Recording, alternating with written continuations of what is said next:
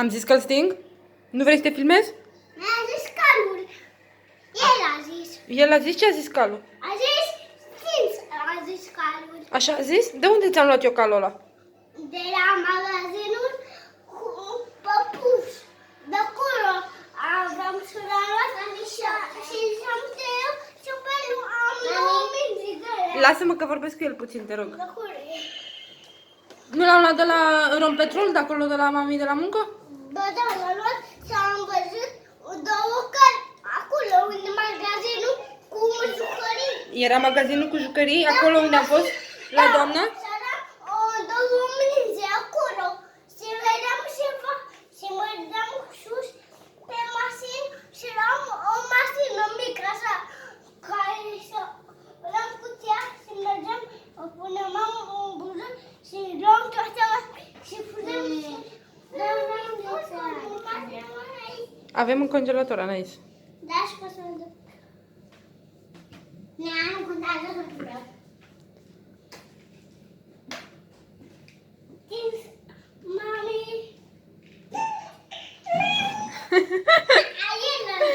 Ești fascinată, căluță? Atunci, mami. Are și un căcat. Nu-i frumos! Nu fi obraznic!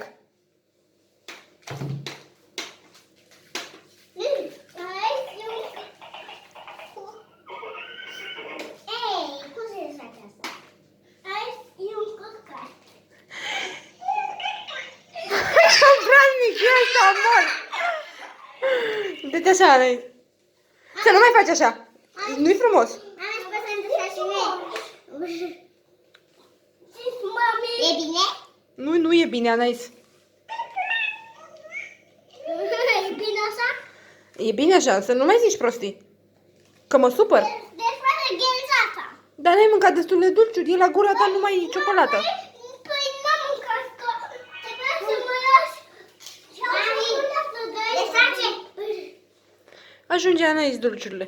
O să, da, o să o desfac eu. O desfac eu, Anais.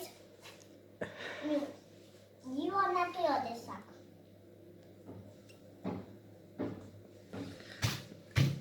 O să spargi tableta dacă lovești tableta. Așa,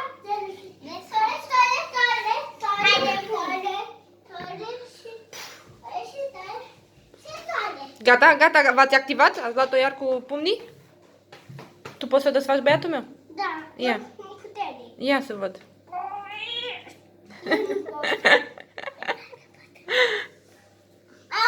O spală asta? Asta o spală. Aoleu, viața mea. Mi-a înghețat inima. Aoleu. Nu mi-am dat-o la să mă elimina. Ți-a înghețat imina?